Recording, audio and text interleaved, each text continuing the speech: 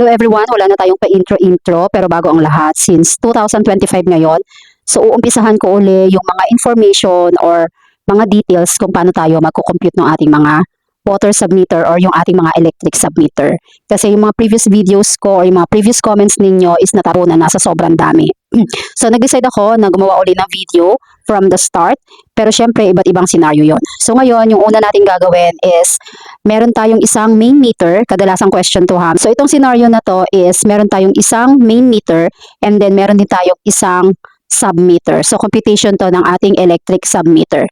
One main meter and one submeter na wala pang consumption. Ibig sabihin, bagong lagay or bagong kabit yung ating electric submeter. So isa yan sa mga common question na sasagutin natin or bibigyan ko rin kayo ng sample computation kung paano ninyo kukumputin kung if ever man na ma-experience po ninyo yung ganon or kayo po ay bagong lipat sa inuupahan ninyong bahay.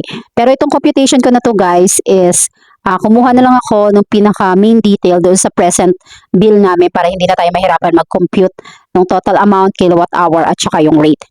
So dito lang is binago ko lang yung sa may submeter reading. So same pa rin naman ang computation nun. So para masundan ninyo, tapusin nyo yung ating video. And syempre maraming scenario kasi to eh. So alam ko maraming mga karugtong pa to na question pagkatapos ng video na ito. So ito yung ating computation ng ating one main meter and one submeter without or no consumption. So ito yung ginawa kong example ng ating computation ng ating electric submeter. So meron tayo ditong 1 meter, 1 submeter no consumption. Ibig sabihin, wala pang gumamit sa submeter ninyo. Kayo ang kauna-unahang gagamit ng ating submeter. So bagong lipat kayo, bagong kabit yung ating submeter. So isa yan sa mga question natin lagi sa comment section. And then yung mga details dito is ito yung talaga yung actual bill namin. So kinuha ko na lang yung information para mas madali nating makompute. So billing period niya is from May 8 to June 7, 2025. So is buwan yan.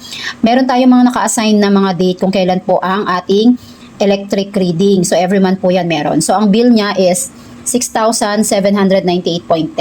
So actual din po yan. And then yung kanyang kilowatt hour is 464.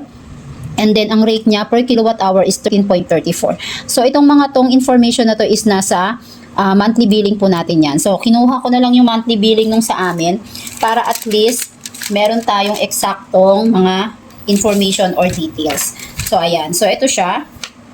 So ito, ayan siya. So ayan yung mga details na pagbabasehan natin. So nandyan siya lahat. So yan. So dito lang ako nagbago sa ating submeter reading sa tenant.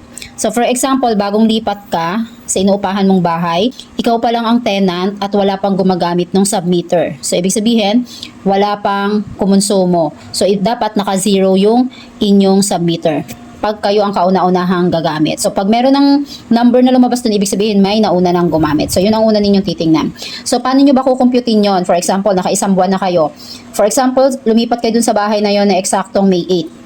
So, papatak siya from May 8 to June 7 is 1 month na kayong nakatira doon. So, let's say ang present reading mo ay 50. So, saan nakuha yung present reading na 50? Ito po yung reading sa submeter ninyo.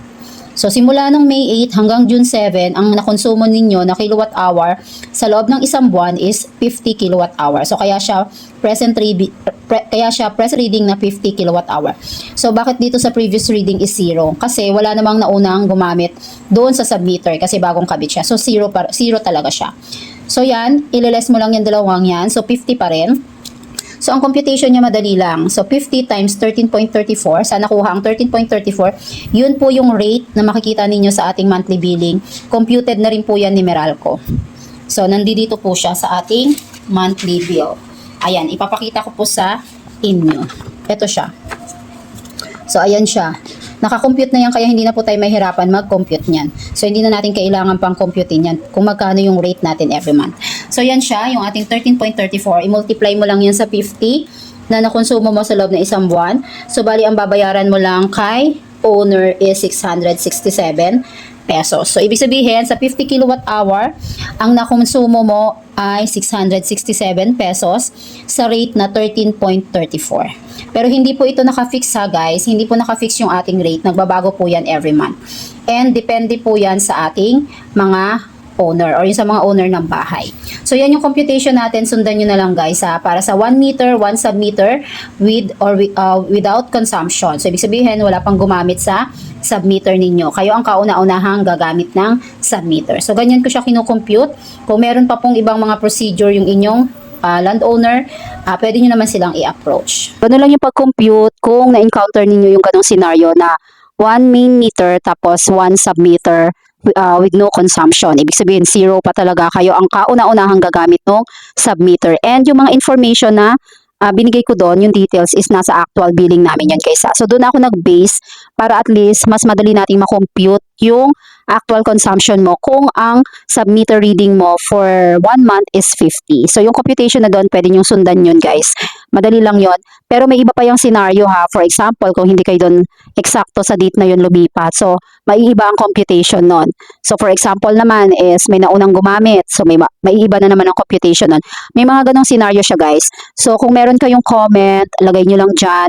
And sa dami kasi na nagko-comment, sa dami na nagtatanong guys, minsan hindi ko na rin talaga masagot yung iba. Pag nabasa ko naman dyan at kung kinakailangan gawan talaga siya ng actual computation and hindi naman ako masyadong busy, yes, so umpisahan uli natin siya ngayong taon na to kasi medyo natabunan ng ibang mga videos natin. So yun lang, sana makatulong. Thank you for watching and until next time, bye-bye.